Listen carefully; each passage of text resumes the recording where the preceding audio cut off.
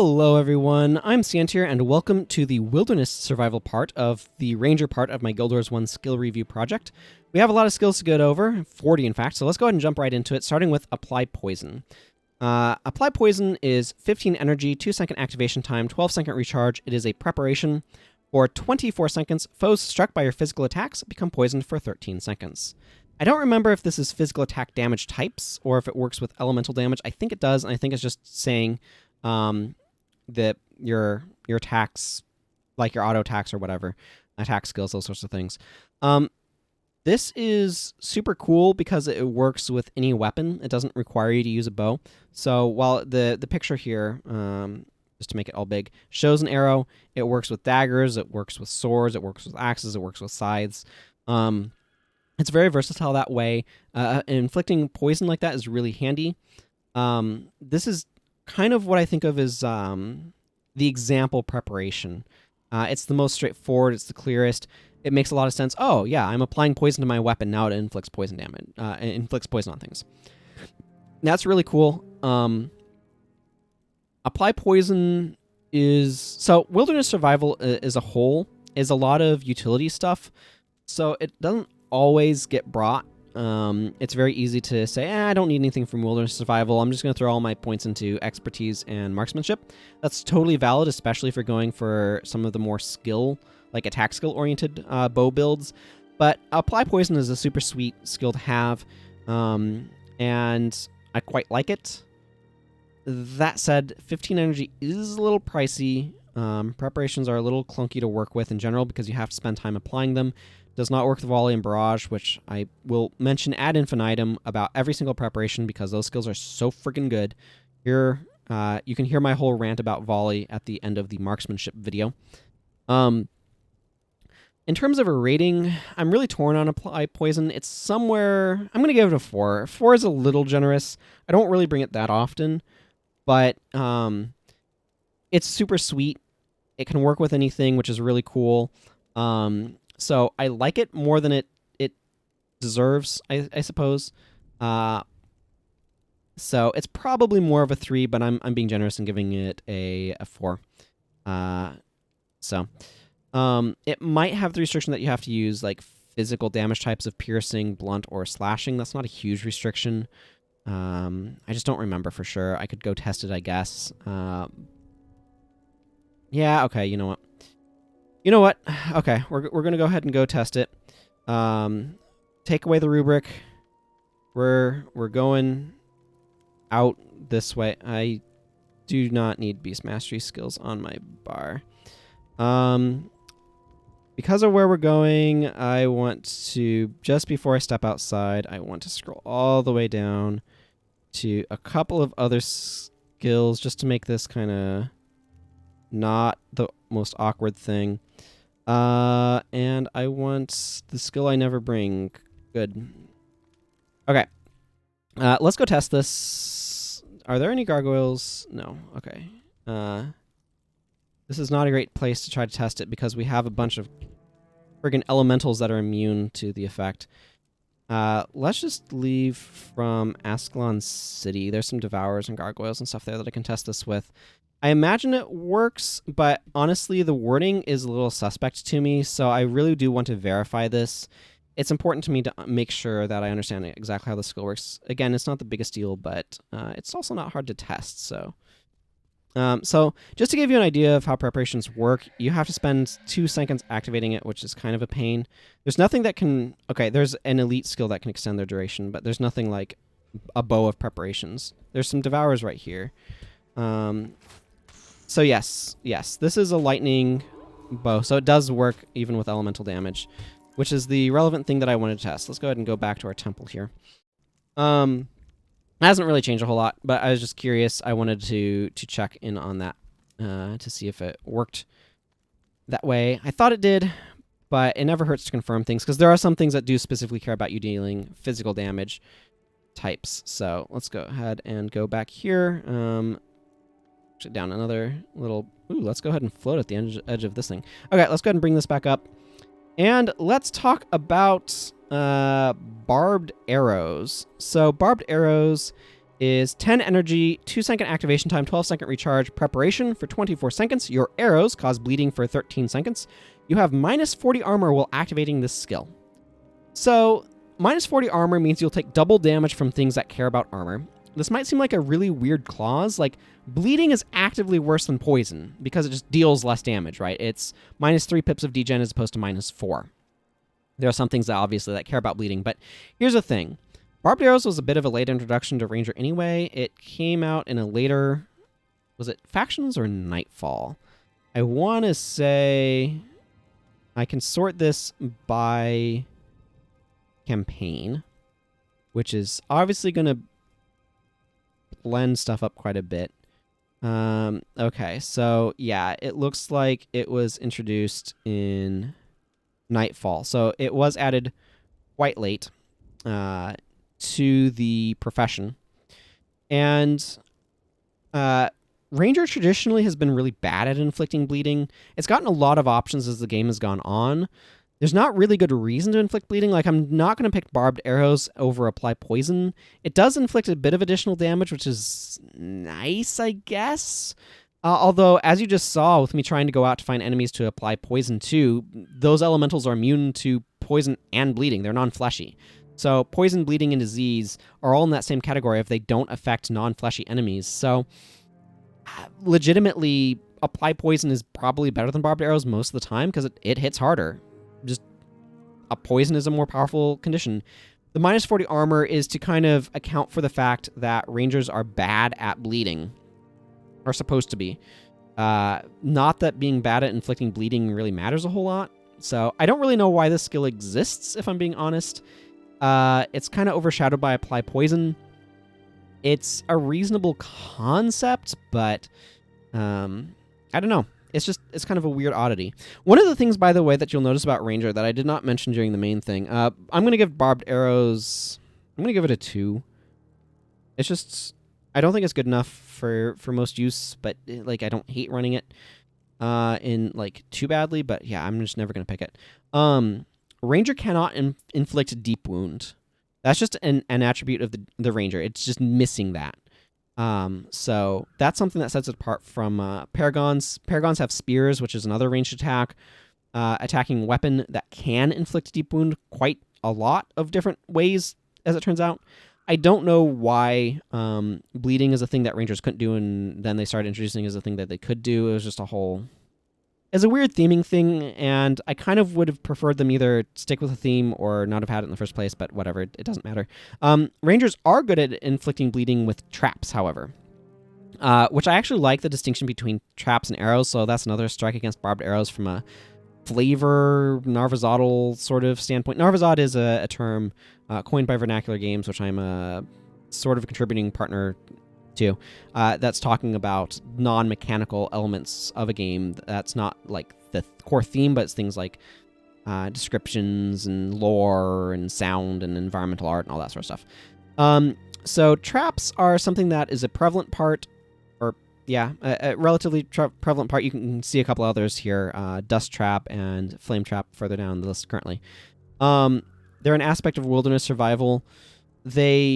I demonstrate how they worked in the one intro video, so if you're curious about that, you can go watch that there. Barbed Trap is 15 energy, 2-second activation time, 20-second recharge. It is a trap. When Barbed Trap is triggered, all nearby foes are struck for 20 piercing damage, become crippled, and begin bleeding for 21 seconds. Barbed Trap ends after 90 seconds. While activating the skill, you're easily interrupted. Barbed Trap is fine. It is definitely not the most damaging trap. That's probably Flame Trap. It's fairly debilitating, though. That's a pretty long bleeding cripple. It's going to be a little tricky to use because of the easily interrupted clause. It does combo nicely with Natural Stride. We'll get to that later. In Wilderness Survival, Natural Stride, it gives you a block chance, which makes it easier to avoid the easily interrupted. All the traps basically have the ends after 90 seconds while activating the skill you're easily interrupted clauses. So after 90 seconds, it'll automatically go off and end. And while activating a trap, you can be interrupted by attacks, physical attacks. So being hit by an attack, but not spells. I'm going to give I'm going to give Barbed Trap a 3. I feel like it has okay utility, but it's kind of awkward to try to use in battle and that sort of stuff. If it wasn't easily interrupted, it would probably, I'd look at it a little bit more favorably, but it is, so it's quite awkward. The long cripple and bleed are nice, and the piercing is nice. The piercing damage is okay. You're mostly using this for the long AoE cripple and bleed. The fact that this is area of effect, right? It's all nearby foes, is a huge point in its favor, and that's really what pushes it above something like barbed arrows. Inflicting bleeding on a target is one thing. Obviously, you can switch targets, so you can apply bleeding to a lot of different things. For what it's worth, barbed arrows in my mind is much better than like hunter shot, because it's way more efficient at applying bleeding. But I still would prefer to apply poison. But anyway, barbed trap is a solid way of kind of doing some area of effect stuff, but traps are a bit tricky to use, so I don't know. I haven't done a whole lot of like trying to play with traps outside of a dedicated trap build, in which case barbed trap just gets thrown on your bar because it's another trap. So I don't know really how it is in isolation too much. I don't know, something I should probably play with a little bit more. Brambles. Brambles is 10 energy, 5-second activation time, 60-second recharge. If you guessed it was Nature Ritual without reading Nature Ritual just from the activation time and recharge, you would be right. It is a Nature Ritual.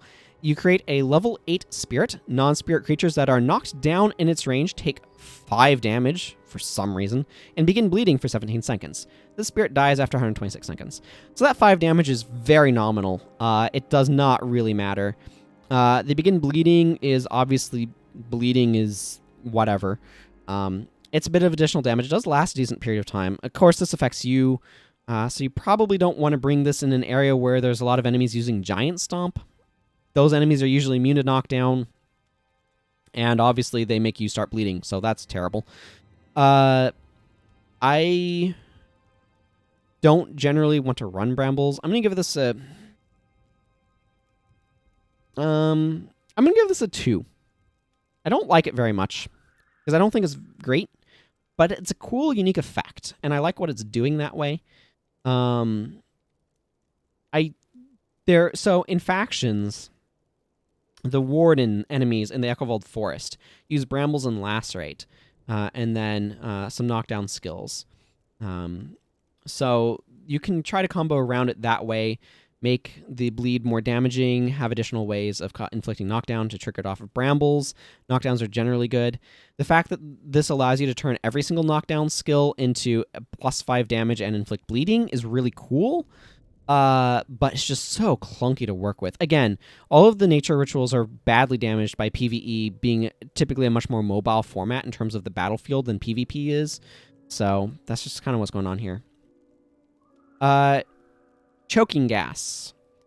15 energy, 2-second activation time, 24-second recharge. I touched on this one earlier when talking about expertise with Preparation Stance. Was that the name? Whatever. It's an elite that you basically only ever use with that one. Practiced Stance. That's it.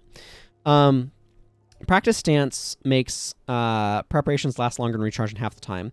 Choking Gas is, like I said, 15 energy, 2-second activation time, 24-second recharge, preparation for 10 seconds, your arrows deal 7 more damage, and spread Choking Gas to all adjacent foes on impact. Choking Gas interrupts foes attempting to cast spells. This is a powerful way, if you're in an area with a lot of casters, to try to keep them under control, because this spreads a lot of interrupt. You do need to use Practice Stance with this, in my opinion. Otherwise, the uptime on this is super suspect. You can use this without it, obviously, but it becomes substantially better. And that's kind of the build, is Choking Gas Practice Stance. I'm going to give this a 2, because that is certainly a particular finicky build and all sorts of things. Honestly, I would rather try to stop spellcasters with like Broadhead Arrow Epidemic over Choking Gas Practice Stance to spread a lot of Dazed, but this is another option you can go with. So it's a thing you can do. Yeah. That's the build combo. Mileage may vary. It certainly becomes a lot more attractive with skills that have quick activation times that maybe aren't interrupts, for what that's worth.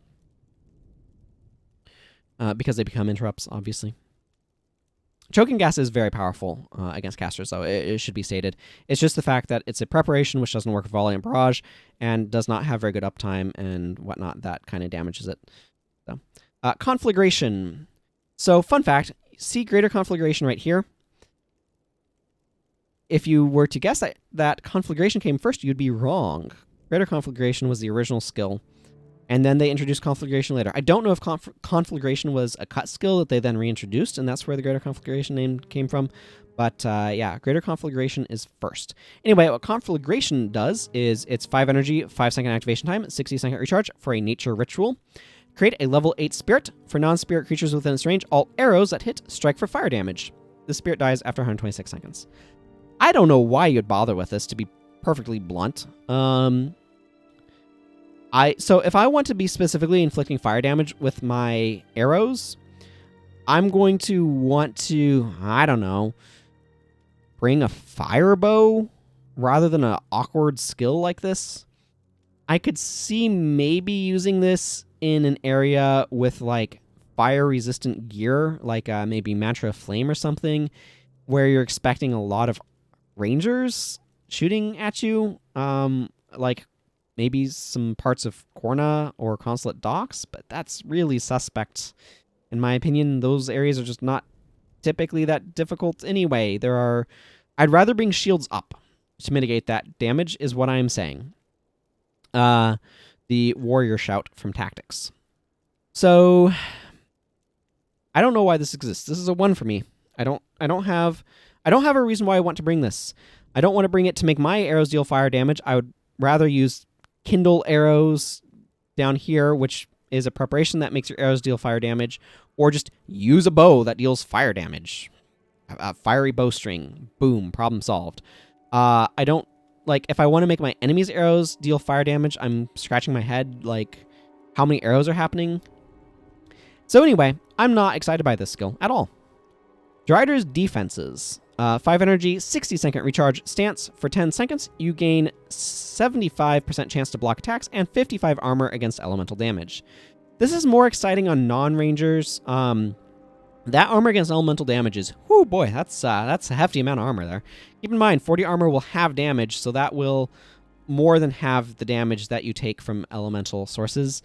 Also, the block chance is super sweet, but here's the thing. If I'm a ranger, I'm probably not caring that much about elemental damage in the first place. So I'm probably going to want Whirling Defense, which, if you remember, was up in expertise and lasted for 18 seconds. It cost more energy, but also had a 60-second recharge, but lasted significantly longer for a block. So Drider's Defenses is just really underwhelming to me. If it had like a 5-second duration and like a 15-second recharge, it'd be a lot more exciting. This to me feels like something that I would consider on a non-ranger. Rarely would I ever consider this on a primary ranger. And even that's dubious at best. So, I'm going to give this a 2. I think it's just good enough to be a 2. But boy, is that narrow. Yeah. It's pretty low ranking in my mind. Yes, I think I am getting a little bit more aggressive about giving things low rankings as the series goes on, and I calibrate my brain to thinking about stuff. That's just how this is going to go, unfortunately. A lot of Warrior stuff, I think, that tended to get more medium ratings, just is kind of a bit more medium, though. I'm looking forward to Monk. Anyway, I'm getting off topic. Dust Trap. 25 energy for good reason. 2-second recharge, or 2-second activation time, 30-second recharge. 2-second recharge would be ludicrous on this thing. 30-second recharge. Trap. When Dust Trap is triggered every second for 5 seconds total, all nearby foes are blinded for 7 seconds and take 22 damage. While activating the skill, you're easily interrupted. It ends after 9 seconds.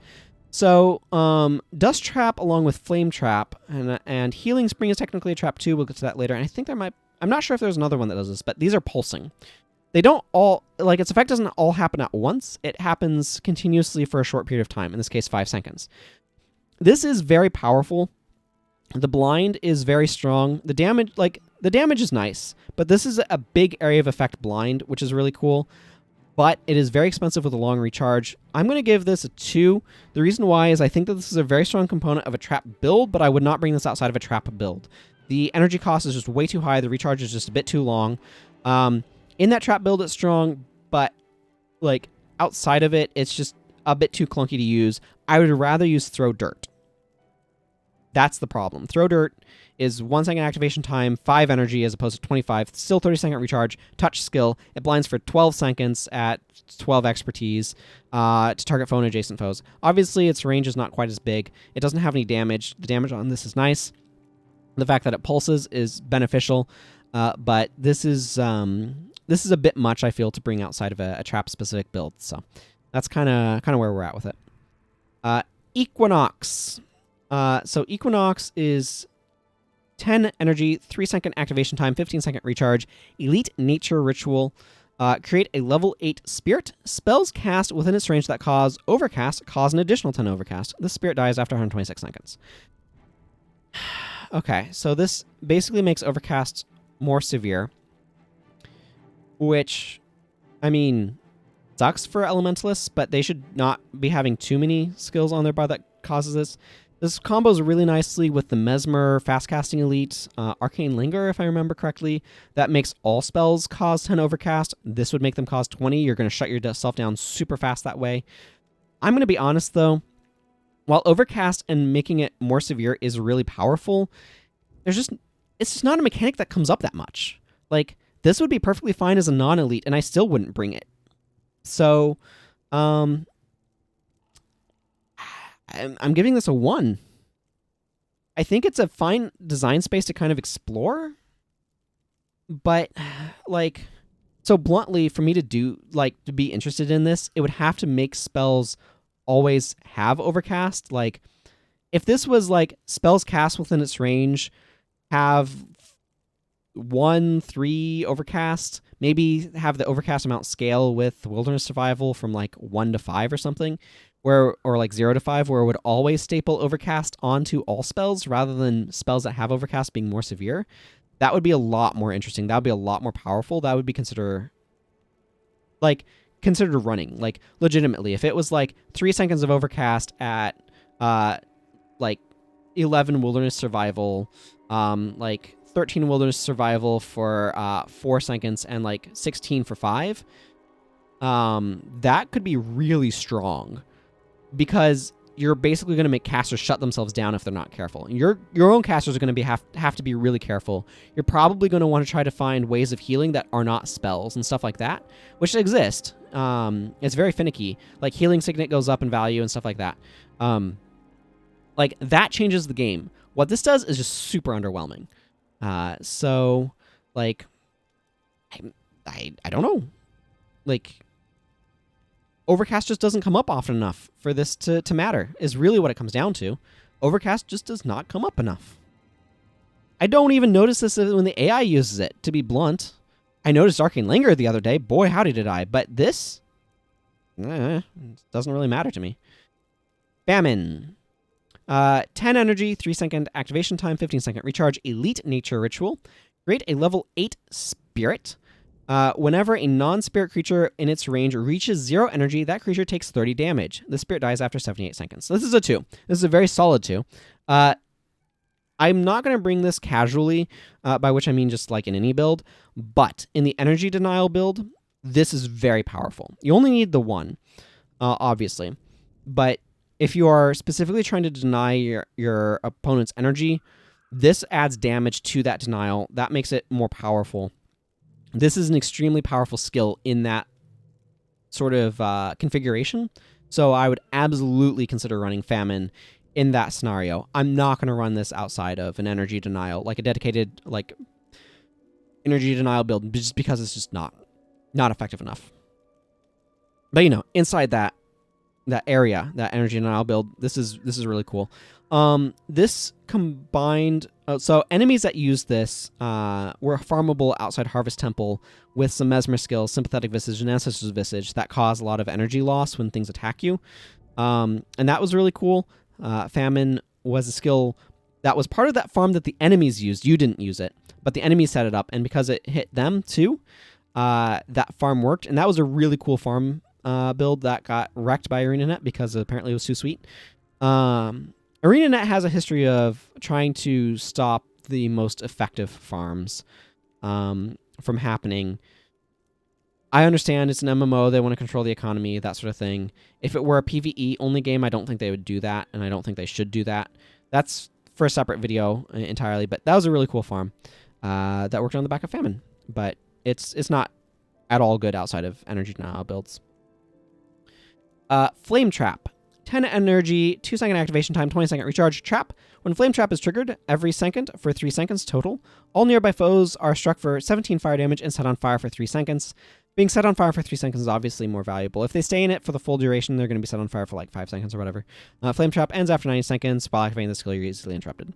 This one's fine. Its damage is okay. Obviously, if something stays in it, it's going to be hit for 3 times 17, so that's going to be 51 fire damage and be burnt for, or be set on fire for 5 seconds, something like that. It's okay. It's good in the trap build for additional damage. Honestly, I think it's probably about a 2 because of that. I'm unlikely to bring this outside of a trap build. I might bring Barbed Trap just because the cripple is really, really nice. The burning is good damage. Obviously, 3 seconds is going to be 42 damage, which is sweet, but 5 seconds is going to be another... What is that? 5 seconds is going to be 50 plus 20, 70 damage. I'm not super impressed by Flame Trap outside of the trap build, though. But its animation looks sweet when it goes off with the Pillars of Flames. If you want to see that, you can go to the Crystal Desert, where a lot of enemies are spamming flame traps and dust traps and stuff. Yeah, it's okay. It's a good part of the trap build. It's a cool trap, but it's not like super utility outside of the trap build. That's the thing. There's a lot of the traps just aren't. Frozen Soil. 10 energy, 5-second activation time, 30-second recharge, nature ritual. Create a level 8 spirit. Non-spirit creatures within its range cannot activate resurrection skills. The spirit dies after 78 seconds. So this is another skill that's really good to exist in the game. It's important to have counters to strategies, and being able to counter resurrection skills with Frozen Soil, fantastic. Really good for the game.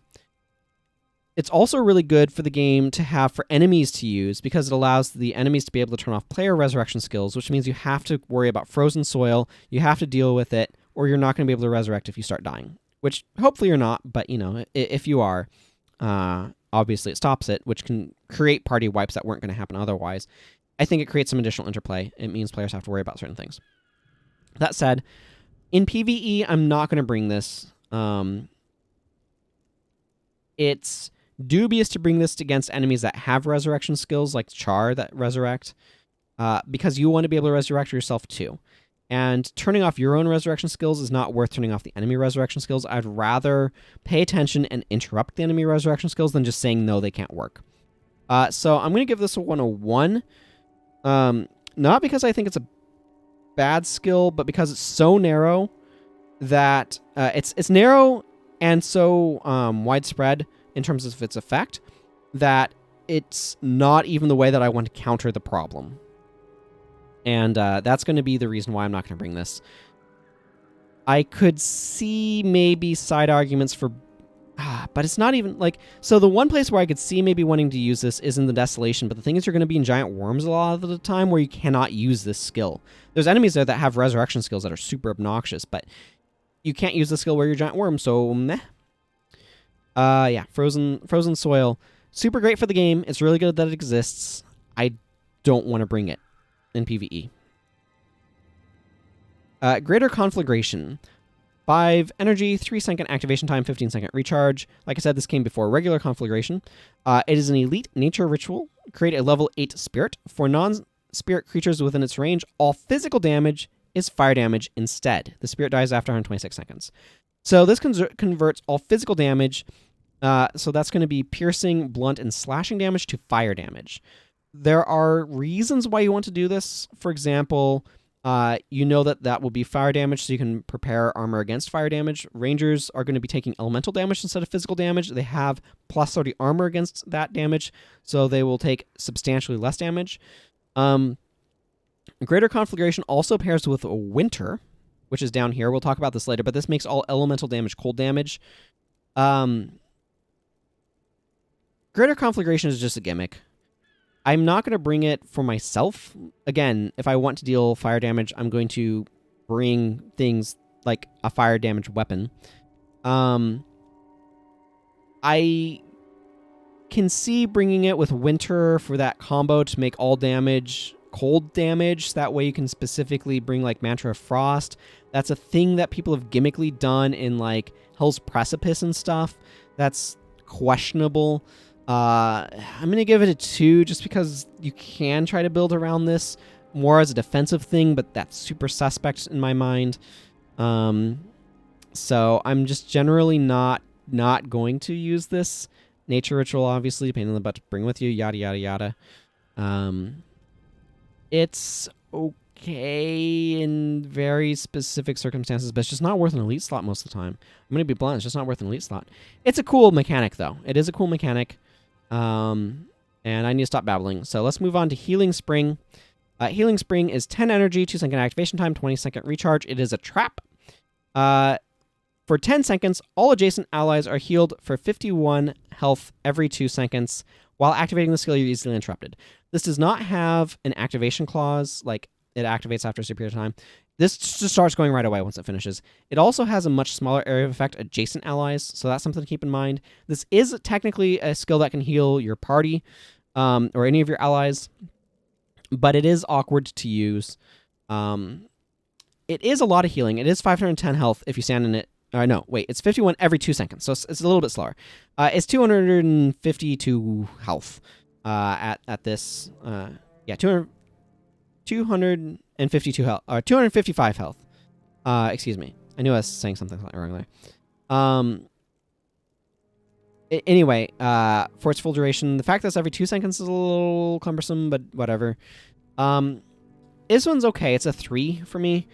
I don't think it's necessarily a bad way to heal your party, but it's a very clunky way to heal your party. It does have kind of a long recharge. It is some nice regular healing. Is approximately 25 HP every second for 10 seconds, right? It does heal for a good amount over time, but the thing is, a lot of your allies are going to run out of it, so it's going to be really hard to actually heal for that amount. So, I don't know. It's okay. It's a good design, and I appreciate that it's in the game, though. So I'm glad for something like this to exist. It's a different and interesting way of doing a heal, because it's an area of effect heal that pulses in a specific area that encourages you to be in that area. I do wish it was nearby range, though, or in the area even, just to make it a little bit more reliable, but rangers are not really supposed to be healers. But anyway, that's some of my thoughts about it. It's a good way of using the trap mechanic, I guess, to provide a different type of functionality as well. Ignite Arrows. 10 energy, 2-second cast time, 12-second recharge. Favored by the Char, it is a preparation for 24 seconds. Your arrows explode on contact, dealing 15 fire damage to target and all adjacent foes. Fun fact, if you get this happening fast enough, you'll trigger the AI's AoE flee. Ignite Arrows is okay. It works well with incendiary arrows below, and some of the like dual shot and forked shot and triple shot, which we will see later, which just mean you shoot multiple arrows at once at the same target. The fact that it does not work with volley is a huge downside, or barrage for that matter. Obviously, those are preferable ways of getting area of effect damage in. The 15 damage on this is the same sort of area of effect of adjacent range, but 15 fire damage is highly mitigatable. That's only going to do like 7 damage to a ranger, for example. 7, 8 damage, something like that. And like destroyers are going to laugh at it. They're going to take like 2, 3 damage. Well, they're going to take 3 or 4 damage, 3 to 5, something like that. They have ludicrous armor against fire, is what I'm saying. They basically take quarter damage from fire sources. 15 damage isn't huge, but this is on every single of your attacks, so this one's okay. I'm going to give this a 3. Honestly, I would like this one a lot more if it wasn't for the fact that it didn't work with Volley and Barrage. That fact really pushes it down. It might actually be a 4 if it did work with them, because the additional area of effect damage would be super sweet. But it doesn't, so here we are. It should be noted that this skill also works super well with Mark of Rodgort, an elementalist spell, Hex that makes enemies that take fire damage get set on fire. Having this inflict burning that way is pretty sweet. So something to consider, I guess. Incendiary Arrows. 5 energy, 5-second recharge, elite bow attack. I think... No, this is not the only bow attack, but is one of very few bow attacks in Wilderness Survival. Shoot arrows at target foe and up to 2 foes near your target. Those foes are set on fire for 3 seconds. So this is not quite Barrage or Volley. There's a couple of reasons why. One, it does require you to spec into Wilderness Survival. The other is it just works a little bit differently. It does have a lot longer recharge, which obviously is a downside compared to those other two. It is an elite, which means it takes up your elite slot. However, it is missing the key phrase removes preparations. This means it works with preparations, which is super sweet. It's great with apply poison, it's great with ignite arrows, and basically every other preparation. Also, it only hits 2 foes, which is not quite as many as the 3 or 5 additional foes. So Volley can hit 4 foes, Barrage can hit 6, this can hit 3. However, this has a near range, not adjacent, so it can actually hit a broader range of foes, and setting them on fire for 3 seconds is nice. Fun fact, this actually is super sweet with fragility, especially with low specs in Wilderness Survival, making the burning end more quickly and therefore triggering fragility more rapidly. But this is a really cool one. I'm going to give this one a 4. I don't actually use it that often just because I'm not dipping into Wilderness Survival that often. And Volley kind of pushes it out. But if I wanted to work with preparations and area of effect, Incendiary Arrows is the way to go. So Incendiary Arrows is perfectly serviceable. I like it quite a bit. But again, the elite, it is competing with Barrage, and Barrage is stronger. It just is.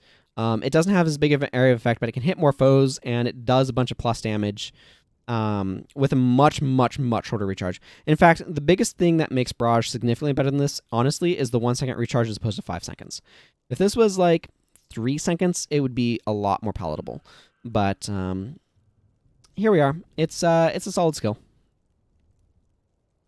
Kindle Arrows. 5 energy, 2 seconds, activation time, 12-second recharge.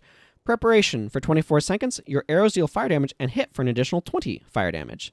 So this is a good way of getting a bunch of additional damage on, but the additional damage does care about armor, so keep that in mind. Read the winds, things like that. Expert Focus, I think it was, can hit harder from the standpoint of doing armor ignoring damage. This does make your arrows hit harder. This works super nicely with Conjure Flame as well, because it will make your bow deal fire damage, which the Conjure requires, even if your bow is like Vampiric or something, which is really sweet. So this is not my go-to preparation, but I think this is a perfectly fine one. I'm going to give this one a 3. A lot of the preparations are fine, but they just don't work with Volley and Barrage, and I use those so often that it makes these preparations really unexciting. But at least they work with Incendiary Arrows, which is nice. But I just don't use Incendiary... I probably do not use Incendiary Arrows as often as I should, is really what this comes down to.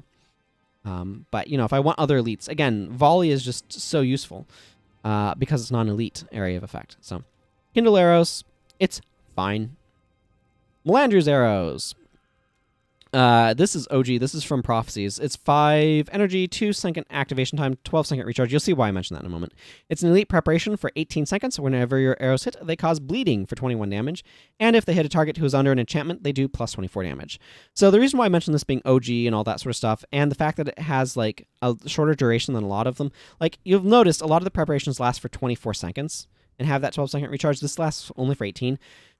And it's an elite. It's an elite that makes your arrows deal bleeding. So this is the primary effect, right? The primary effect is being an elite version of Barbed Arrows, which came much later. That's not very good. It does not work with other elites, and obviously doesn't work with Incendiary Arrows. All of that's a big downside. The Plus 24 armor ignoring damage against foes who are enchanted is super sweet. That makes it really good at hunting elementalists who are usually under an enchantment from an attunement. So that sort of stuff can be super strong. It's good against dervishes too, which often enchant themselves. But this is an elite preparation, and elite preparations are really needing to hit a high bar. This is not hitting Glass Arrow's level of territory here. Glass Arrows just straight up does like plus 17 damage, regardless of whether or not they're enchanted, and the bleeding is on block, which I don't care about the bleeding. Bleeding is just not a terribly exciting condition. So, Melander's Arrows to me is kind of a really cool looking skill. Like, look at that icon. That icon's pretty cool looking, right? And it feels like it's really exciting because it's all about the goddess and all these sorts of things and all of that, but it's just so underwhelming. It can do a good bit of plus damage, but most of the time it's just inflicting bleeding, and who cares? So I'm gonna give this like it's a low 2 for me. There's just frankly like it is narrow. It's really good if you want to punish somebody using enchantments, but that's just not going to come up often enough. So here we are.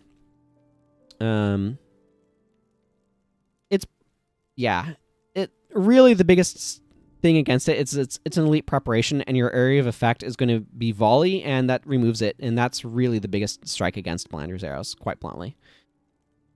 Again, volley striking fear in the hearts of all preparations everywhere. Melander's Resilience is 5 energy with a 15-second recharge. It is an elite stance. For 18 seconds, you gain plus 4 health regeneration and plus 1 energy regeneration for each condition and hex you are suffering. This skill is garbage. It is a 1. Oh, it sounds real cool. It sounds super cool. You get loaded down with conditions and hexes, which you have no control over whatsoever. And it makes you have tons of energy regeneration and a bunch of additional health regen to counteract the degen probably coming from those Conjure Phantasms and Parasitic whatevers and Parasitic Bond, I think, is the Necromancer hex I'm thinking of, and like all of these hexes and stuff. But you know what's even better? Not being covered in hexes and conditions. And in fact, so this is extremely powerful, but you have no control over it. It's taking up your elite slot. If this wasn't an elite, it would look a little bit better. But this suffers from this exact same problems as We Will Survive, which is the Warrior Shout in strength. That gives you plus 3 regen for each condition you're suffering. It's just better to not suffer from conditions and hexes than to get benefit from suffering, like from trying to mitigate the downsides of suffering from those.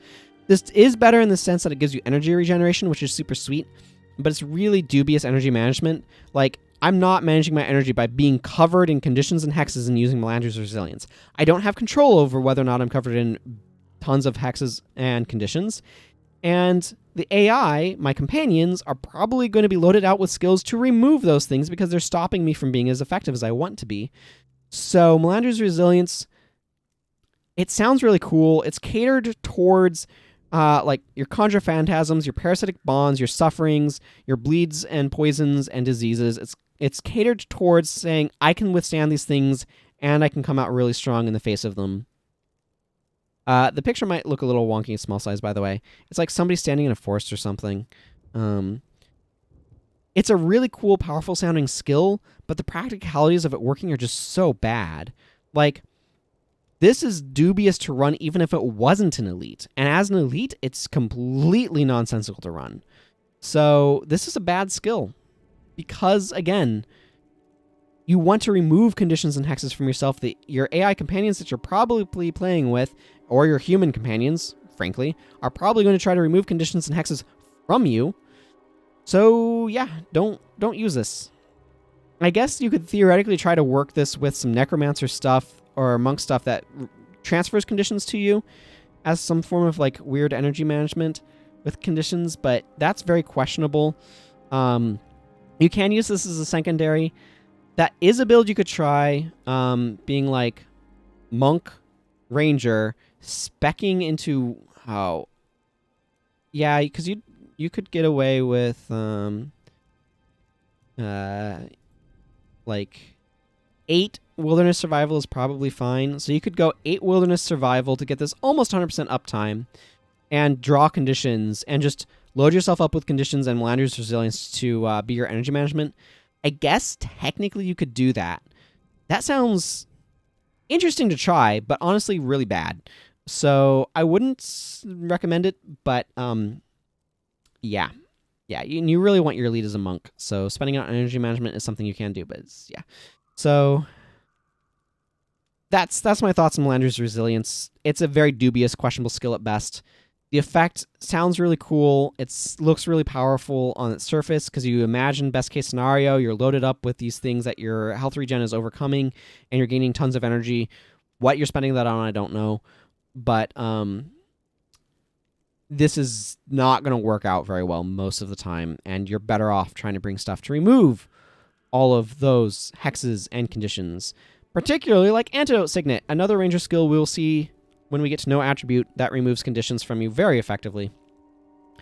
This skill is just so underwhelming to me. So at least it gains you energy. That makes it slightly less terrible. Muddy Terrain. Muddy Terrain is 5 energy, 5-second activation time, 30-second recharge, nature ritual. Create a level 8 spirit. Non-spirit creatures within its range move 10% slower, and speed boosts have no effect. The spirit dies after 78 seconds. I guess this is kind of mildly cool if you're an assassin with shadow steps to get around the speed boosts have no effect and you move 10% slower thing. But I'm going to be honest, while this is an interesting effect, like it counteracts speed boosts. That's cool, I guess. I don't know why you would use this. I guess it... No.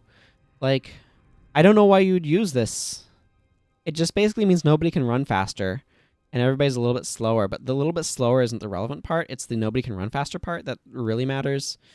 This would be more interesting if it worked a bit differently, where like people using speed boosts have a chance, like a 25% chance to be knocked down every second that they're moving or something like that. Basically to try to turn it into tripping from Smash Brothers Brawl, everybody's favorite mechanic. But as it is, this is a 1. I don't know. First of all, nature rituals are awkward. They affect everybody. I don't know when I'd want this. I don't know when I want to shut down speed boosts. I don't have a reason to want to shut them down. I will say, though, this skill existing is okay for the AI to use because it gives me time to kill them. I don't even know if the AI uses this all that much. So I am clearly perplexed by why this skill exists. From a design standpoint, it's a counter to running faster, but there are other counters in the game for running faster, at least at this point, that do so in more interesting, powerful ways, and there's always snares to counteract running faster. So this is, like, there are ways to deal with the problem that this is ostensibly solving, and this is not solving it very well, which is a stark contrast to some of the other skills that Rangers have had, some of the other spirits that specifically counters things like Signets, like Primal Echoes, I think it was. So, peculiar skill. Natural Stride. This is 5 energy, 12-second recharge, stance. For 7 seconds, you run 33% faster and have a 50% chance to block incoming attacks. Natural Stride ends if you become hexed or enchanted. The end clause isn't too bad because the recharge is fairly low. It is a thing. It does make you a bit more durable, though, with a block chance, which means that your monks and healers that are going to enchant things are probably unlikely to do it for you right away. The run faster is nice. This is a 5 for me. It's a little bit of a generous 5. It's kind of a high 4, but this is kind of like the ranger stance that I like to bring. If I'm going to be doing stuff with Wilderness Survival, I'm going to be bringing this most likely because it's really good. It does what you want. It's a non-elite escape. Escape is really solid when it's not an elite. And so this is a way to kind of defend yourself, to be able to run faster, to reposition yourself. Running faster isn't the most important thing on a ranger, but if I'm in Wilderness Survival, I'm still happy for it. It's still useful. It's not useful. So I guess 5 is maybe a little strong. I'm going to revise that to a 4. Fives are very particular skills. But I'm basically always bringing this. Or it's very common to bring. So, yeah, it's a very solid skill. Nature's Renewal.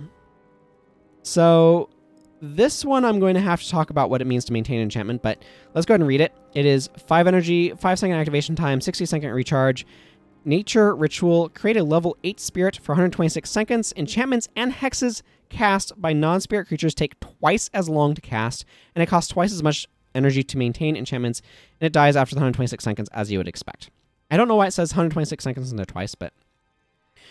so maintaining an enchantment is primarily a monk thing. There are like 3 assassin enchantments that are maintained.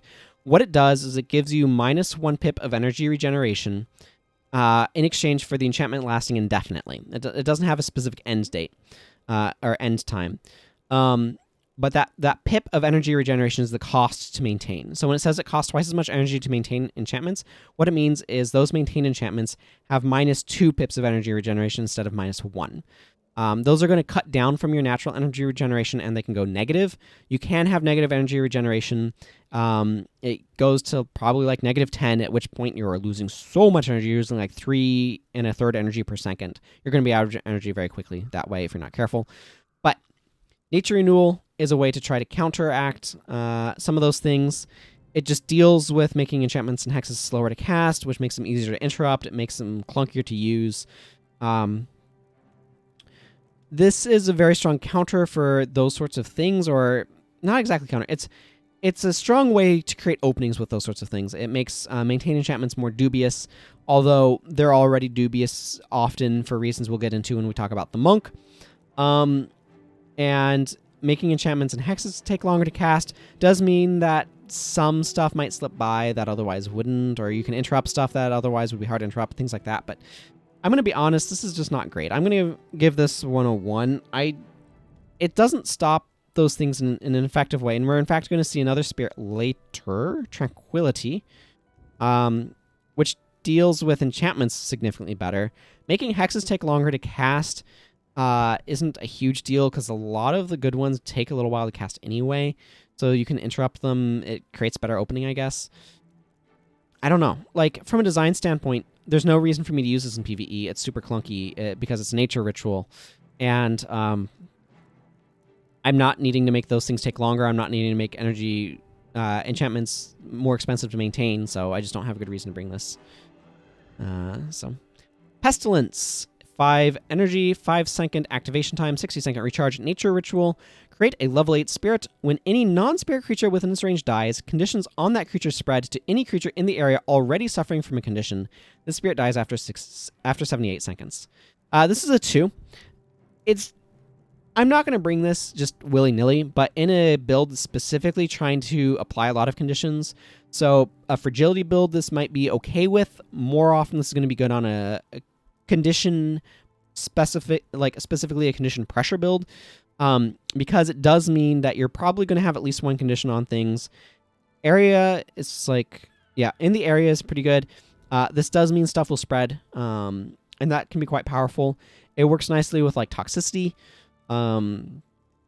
So there are some things that you can do, but I'm just scrolling to see if there's any other spirits that we've crossed that might be good with it. I don't really think so.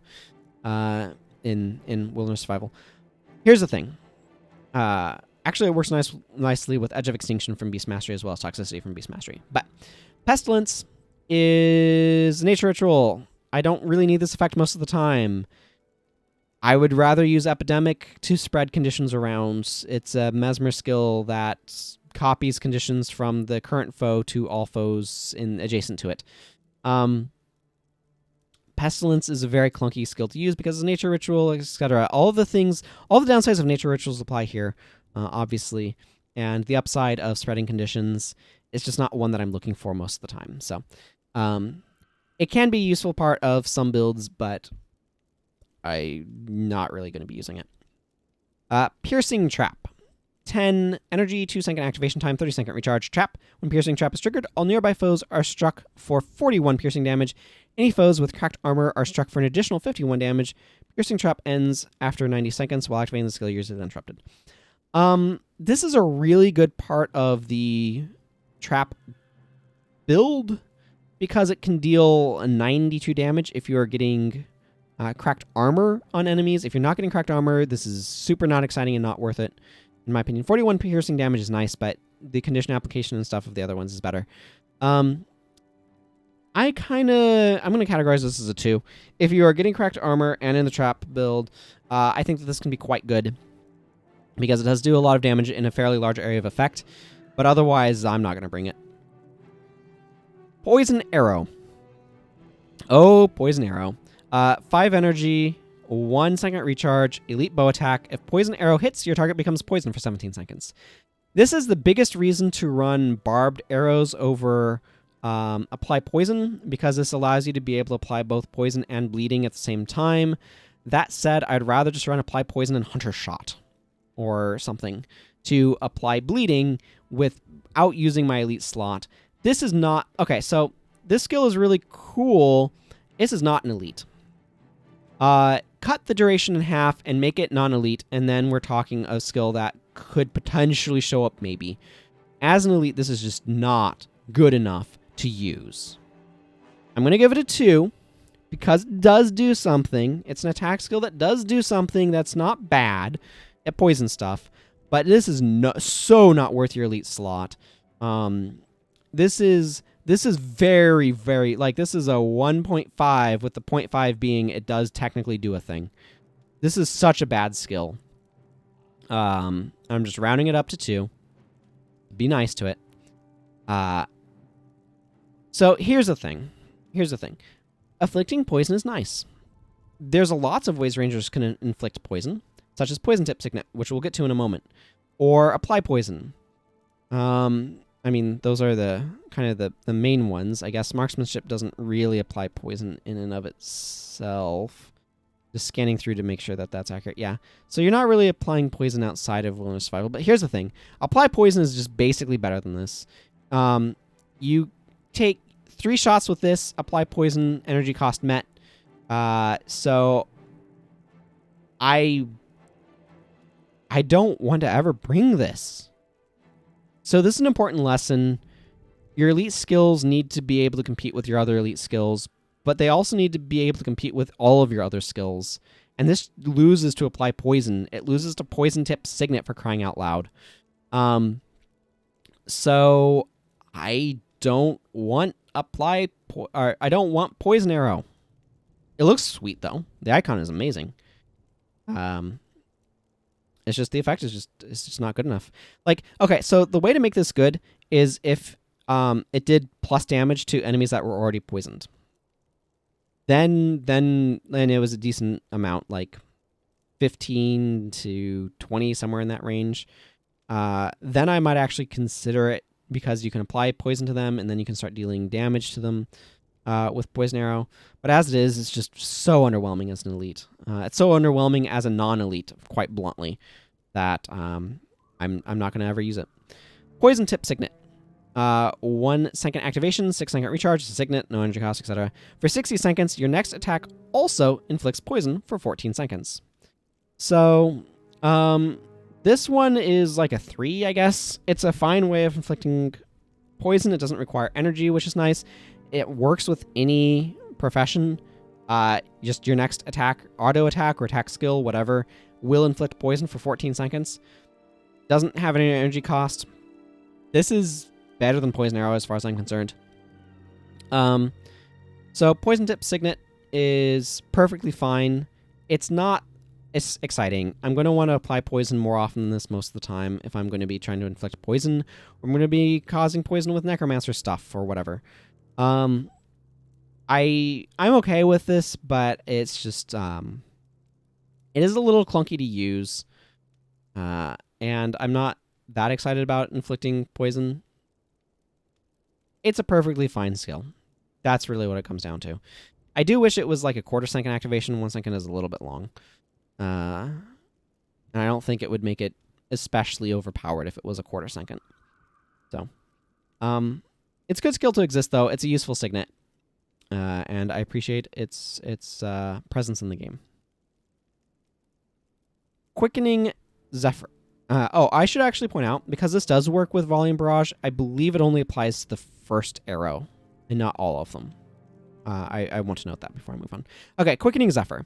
25 energy, 5 second activation time, 60 second recharge, nature ritual, create a level 8 spirit, For non-spirit creatures within its range, all skills recharge twice as fast and cost 30% more of the base energy to cast. The spirit dies after 39 seconds. I don't typically bring this because that 30% more base cost is substantial. Having the recharge of skills is very good. It's extraordinarily powerful, but making them super more expensive and then you're activating them more often because of the quicker recharge is huge downsides. Quickening Zephyr is strong. If you're bringing this and you're trying to build around it, you kind of need 2 Quickening Zephyrs, which is also awkward.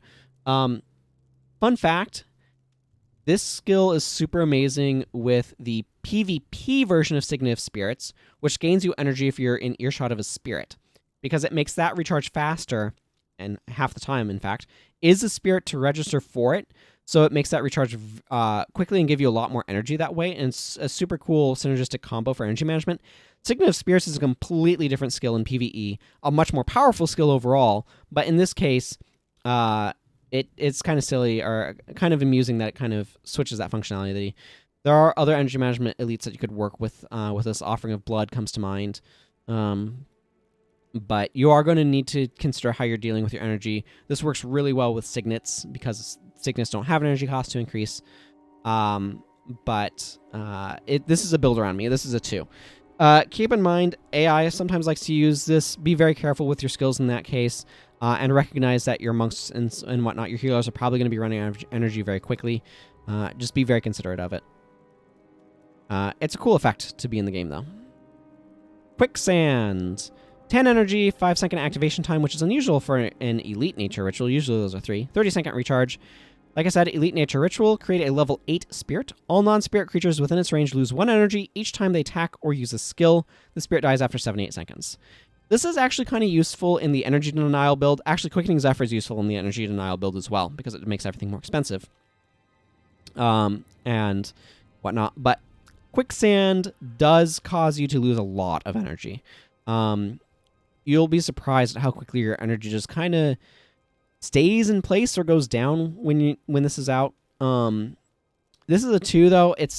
I would not bring this just randomly. You have to build around this. You have to be willing to deal with a nature ritual, a nature spirit, and you have to be probably in an energy denial build that you're trying to do. I don't think this is good outside of that sort of circumstance. It's very clunky to use, and it's very detrimental to you. You have to build around it. The only reason why I'd bother then is if I'm building around it in a way that makes it an advantage against the enemies that I'm fighting. So it could be useful in the energy denial build, but I wouldn't go with it outside of it. So I'd basically want a ranger to bring Quicksand and a ranger to bring Famine in that sort of build, I guess. Or at least a way of building it. Roaring Winds. So this is 10 energy, 5-second activation time, 60-second recharge, nature ritual. Create a level 8 spirit. Chants and Shouts cost 4 more energy. This spirit dies after 54 seconds. This is, so Chants and Shouts, in Shouts in particular, have no direct counters. They can apply buffs that are unremovable. Chants have activation times and can be interrupted. Shouts can't. This was a skill introduced in Nightfall to counteract specifically Paragons, to provide a way to counter them and making their skills more expensive. It does slightly affect Rangers and Warriors who also have Shouts, and any other profession that has a Shout. I think those are the main ones. Rangers have some Shouts with their pets, if you remember the Beast Mastery episode or if you watched that video. But Roaring Winds is a way to try to counter that, but it's a very poor way of countering it. Necromancer has some options that are significantly better. If you're trying to stop Chants and Shouts or try to debilitate them or whatever, I would go with that. There's, in fact, a Necromancer Hex that just straight up prevents you from using them, and I think there might be a well as well. So Roaring Winds is not the way I'd go about doing it. I am going to give this a 2 because it is kind of a counter strategy that you could theoretically use if you wanted to, but I feel it's a very weak version of that, so I generally would not bring it. Scavenger's Focus, which I pretty sure was at one point in time a preparation, but definitely is not now. It's 5 energy, 20-second recharge elite skill. For 10 seconds, if you strike a foe who is suffering from a condition, you gain 10 energy. This is generally not something that... Now, when it says strike a foe, it means with an attack. I don't know who's using this. You could theoretically use this on a caster of some kind and auto attack to gain your energy. That's dubious energy management, but you could. I am not a big fan of this skill. It's just, so it doesn't have 100% uptime. Marksman's Wager to me seems like a better way of trying to do this, although obviously this works with volley, which is, I guess, consideration. I would prefer this to always return energy, but a lower amount, like have a 20-25 second duration, but only gain me like 3 energy or something like that, 3-4 energy. Just because permanent uptime is a lot more appealing. That said, this gives you a lot of energy when you use it, if you attack foes with conditions or if you're inflicting conditions. So it's theoretically powerful energy management. I just don't have a time when I want to use that very often. I'm going to give this a 2. I feel like you have to be trying to build with it in mind somehow to really take advantage of all the energy this is giving you. And I just don't know when that is, if that makes sense, or what build wants this. Basically, if you are a physical attacker, there are better ways to manage your energy. For example, Zealous Vow in Wind Prayers with Dervish is an elite that does that. And you have other options as well. Marksman's Wager is another option that the Ranger has. Scavenger's Focus is okay in that regard, but like I would rather use a like Body Shot or something to try to make my energy work out okay, not Scavenger's Focus. So it's a fine idea of a skill. I just I feel like I want this to be something that long-term works as an energy management, not kind of a burst of, wow, so much energy, what do I even do with this much energy, to, oh, now I'm energy starved, which is kind of the pattern that I feel like you get with this. I'd rather something that feels a little bit more consistent. So that's kind of my thoughts on this one. Serpent's Quickness. 5 energy, 45-second recharge stance. For 47 seconds, recharge times of your skills are reduced by 33%. Serpent's Quickness ends if your health drops below 50%. I guess that's just a clause because the effect is kind of strong. I don't tend to use this. I feel like this is a 2. I don't tend to use this because reducing recharges by 33% is typically not something I care about that much. It is a non-lead way to reduce recharge times, obviously. You can use this in other professions. You cannot get permanent uptime with this, which is a downside. I don't know. I don't quite know how to evaluate this one. I believe that there is some powerful stuff that has been done with this. But it is certainly unexciting for me. It does affect all of your skills. So like it will make Meteor Shower recharge in 40 seconds instead of 60. If for some reason you're doing that. I could see trying to use this on some casters or something, but I don't know. I don't quite know where to fit this in. I feel like this is a build around me though, so that's why it gets a 2. Not great on Necromancer, because you can lower your health below 50% with Necromancer Sacrifice stuff, but, I mean, you can work around that. Smoke Trap. So Smoke Trap and Spike Trap are 2 elite traps. Something I want to point out before I kind of talk about either of them is that Trapper's Focus is a really useful part of a trap build, but that's an elite and therefore does not work with Smoke Trap and Spike Trap because they are also elites and take up your elite slot. So just keep that in mind. These lose a lot of value in the trap build because the trap build wants to use a different elite to make all of your traps not able to be interrupted and have +2 wilderness survival more than you want to use Spike Trap or Smoke Trap. So just something to keep in mind. As for the effect, Smoke Trap is 10 energy, 2-second activation time, 20-second recharge, elite trap. When Smoke Trap is triggered, nearby foes are blinded and dazed for 9 seconds. Smoke Trap ends after 90 seconds while activating the skill usually interrupted. I feel like honestly, Smoke Trap is okay. The effect is certainly good. Blinding foes and dazing them debilitates both physical attackers and spellcasters, although you do have to be attacking their spellcasters. That said, it is a trap. Makes it hard to use. I don't know. I'm going to give this a 2. That's maybe a little lowball. I don't legitimately know, but I feel like it's pretty awkward to use because it is easily interrupted. You have to try to use it in the middle of enemies. You are a ranger.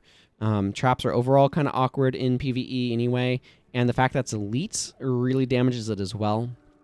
It doesn't really go into the trap build very well, that sort of thing. So that's kind of why it ends up where it does for me. Snare, 5 energy, 2-second activation time, 20-second recharge. Trap, when Snare is triggered, all nearby foes become crippled for 13 seconds. Snare ends after 90 seconds while activating the skill usually interrupted. I don't know why you would ever use this over Barbed Trap. It definitely does not go in the trapped build because it doesn't deal damage. Barbed Trap costs 3 times as much energy, but also bleeds, cripples for longer, and inflicts damage. So Snare is just unexciting to me. It's very weak. It is significantly weaker than Barbed Trap. I'm gonna give this one a 1. I believe it was introduced after Barbed Trap as well. I don't know where it's supposed to be fitting. It just doesn't do enough for me. If it was something like 10-second recharge, 1-second activation time, or wasn't easily interrupted like traps usually are, I don't know. It needs something more appealing to it.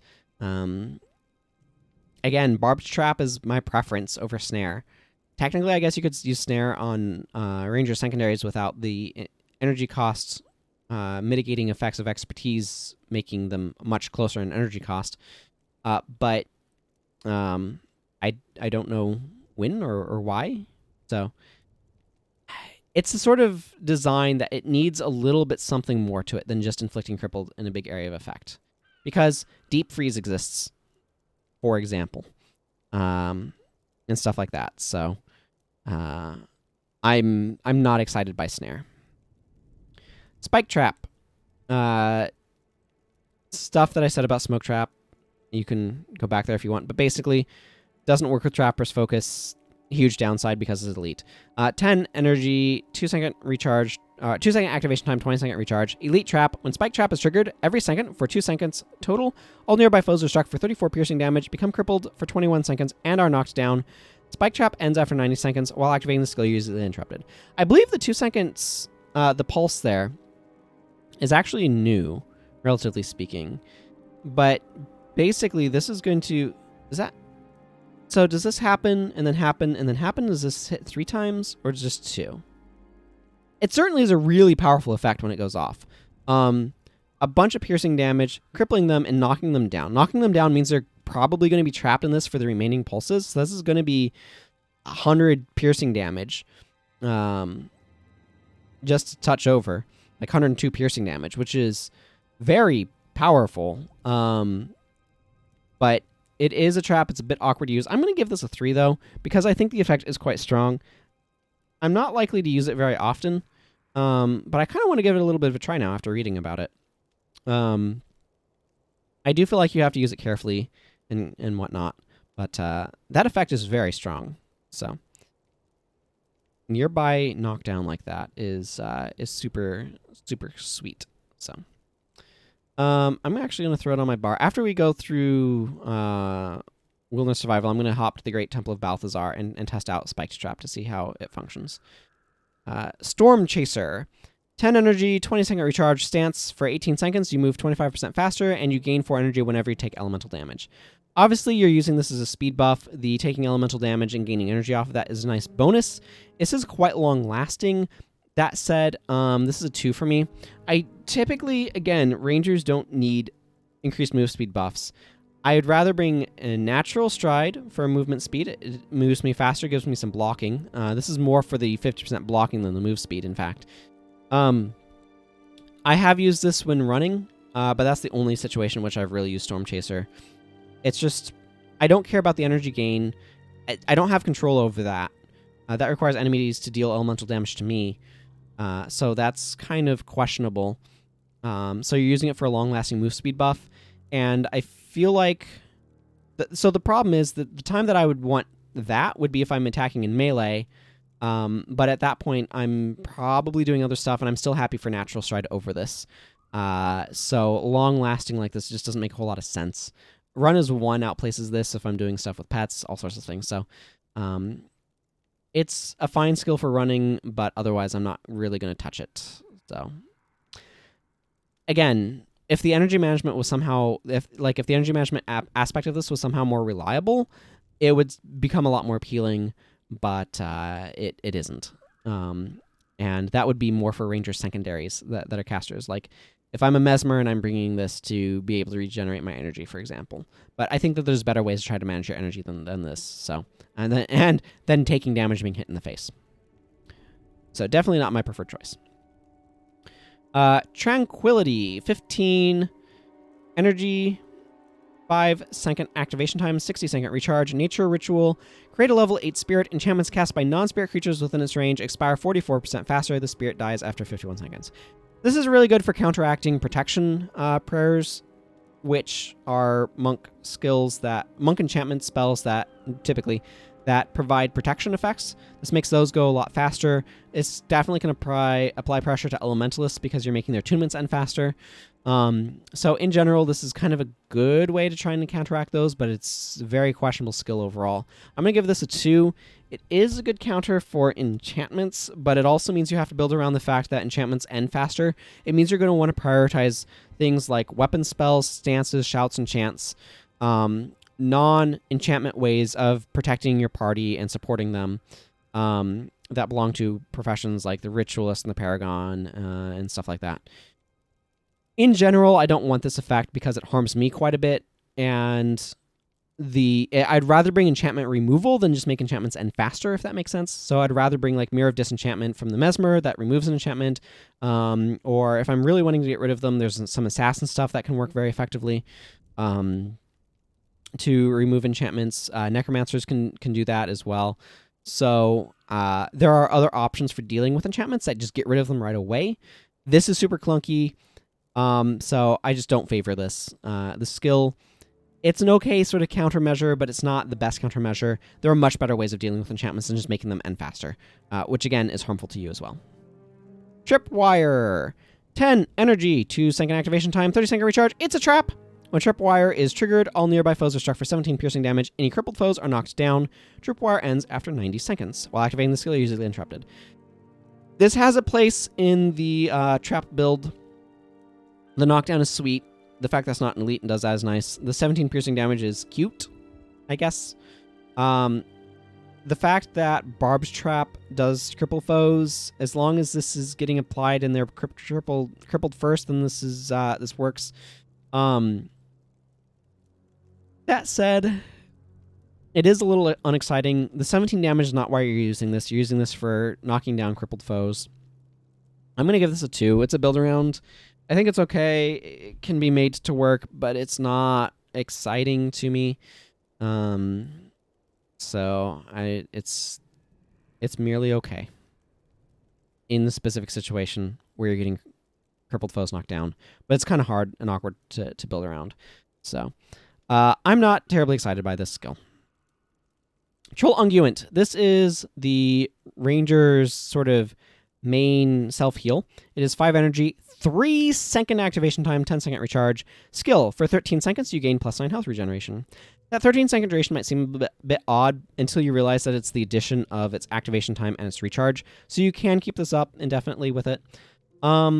As far as self-heals go, so 13 seconds, that's going to be 13 times 9 for 117 HP healed, I think.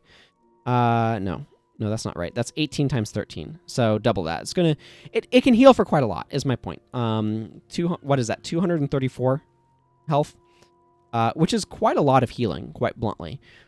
But it's very easy to apply health degeneration, which cancels this out. It does take 13 seconds to get that healing, which is a bit slow. And 3-second activation time is just begging to be interrupted. It's so easy to stop this from happening. It's very hard to get this off. In general, like, it's bad against strong enough health degen, which can overpower it. Obviously, everything's kind of a numbers game, but it's a 2, like most self-heals are.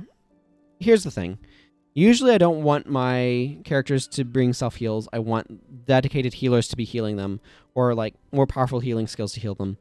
Troll Unguent is, to me, like, it's the classic Ranger self-heal, but it's also a very weak self-heal in the fact that it takes a long time to activate. It takes a long time to apply its healing effects.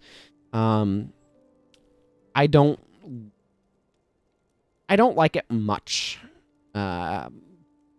So I would rather, like, Healing Signet has better heal over time, right? Here's the thing. Every 13 seconds, you'll gain 234 health or whatever it was. Healing Signet at healing like 150 HP. I forget the exact stat on it, but like 150. Actually, you know what? I can pull out of expertise and marksmanship that I'm not using right now. I betcha I can check Healing Signet at 12 right now. Just for comparison's sake, Healing Signet, which I do have, 154 HP. This is every 6 seconds. So I can get 2 of these off for every 12 seconds in the same rate, 13 seconds, right? This is going to heal for 308 health, as opposed to 234. So Healing Signet will overall heal me at a quicker rate than Troll Unguent will. Now, obviously, there's different downsides to doing that, etc. But I just want to point out that sort of discrepancy. Troll Unguent sounds like it can heal for a lot. The +9 health regen is really exciting. It does make you very durable while it's happening. That's 18 HP you're recovering per second. I believe if you get your Wilderness Survival up high enough, you can get it to 10. I'm not quite sure where you have to get to. 10 obviously is the regeneration cap. More than 10, like if you could get this to 15 regeneration, if you had 5 health degen, then it would kind of counteract that or whatever. But self-heals are just generally something that I'm not wanting to use. So most self-heals get 2s. You can use them. Troll Unguent's not awful or anything, but it is clunky. It does take a long time to activate. And it is less potent than you expect it to be, I think. So, yeah, I'm not a big fan of self-heals. It's important that they're in the game. It's important that we establish how each profession heals itself. But I'm not looking to bring this. So, Winnowing. Favorite of Destroyers. It is 5 energy, 5-second activation time, 60-second recharge, nature ritual. Create a level 8 spirit. Non-spirit creatures within range take 4 additional damage whenever they take physical damage. The spirit dies after 126 seconds. So that's +4 damage. It goes beyond armor. This is one of those that just kind of like adds a little bit of additional damage. You can stack a bunch of these things to like deal a bunch of additional damage with stuff, but I'm not a big fan of winnowing. It doesn't work off of elemental damage, which you might want to be dealing. It makes you take a little bit more damage. It just makes damage be a little bit more, and it's just not quite worth it to me. I don't think this is like, I don't know. I'm gonna give this a 2, but it's a very low 2. It's a high 1. By the way, Troll Unguent would be amazing if you could target your allies. Like if this was a touch range skill, where you could apply it to yourself or a touch target ally, this would probably be bumped up to a 3. It wouldn't be like amazing, but it would be a lot better. Only healing yourself is a big detriment to this.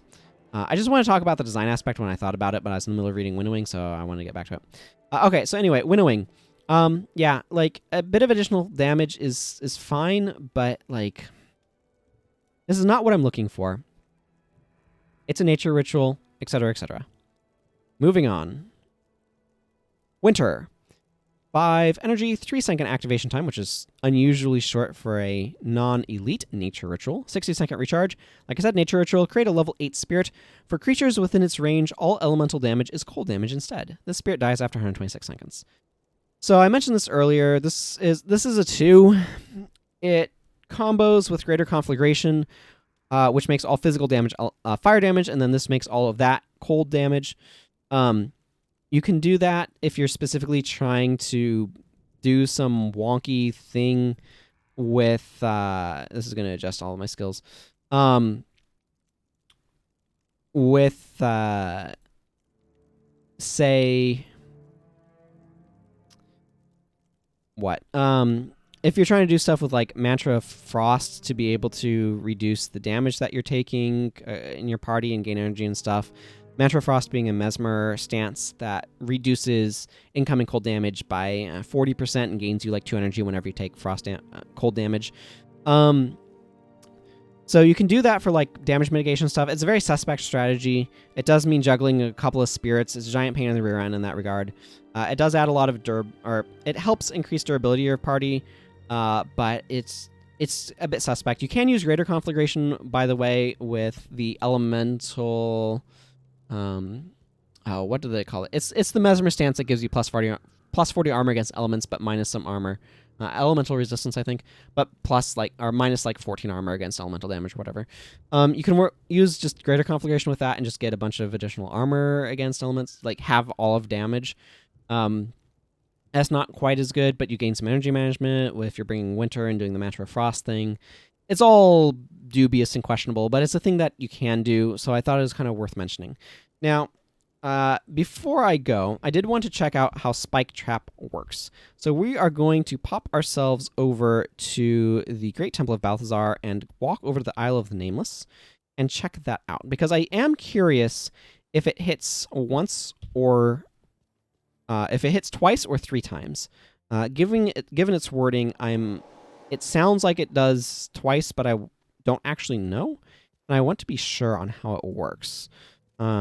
Because if it hits 3 times, it's definitely a lot more exciting, obviously, than if it only hits the twice. So here's our dummies. Let's go ahead and place Spiked Trap. It goes off. 1, 2. Okay, it hits twice. It does not hit 3 times. That's fine. It's still pretty solid at that. It doesn't do quite as much damage, but as you saw, that's a pretty big area of effect knockdown. And all of these guys are going to be crippled for friggin' a long time. So I think that this is probably a skill that you can try to use. I think it's probably pretty awkward to use. I'm certainly not looking to use it a lot of the time. Glad to know how it works. I do wish that they would say something more like it hits twice with 1 second in between or something like that, instead of for every second for 2 seconds total, because technically I don't think there's a delay in its activation with that first use. Whoop, hit the wrong button there. So yeah, it is what it is, I guess. Anyway, I want to be up there and like that. Anyway, that's going to go ahead and wrap things up for the wilderness survival portion. So next time we'll talk about PvE only skills, and of course, everybody's favorite, no attribute skills. So until then, everyone, take care. Goodbye.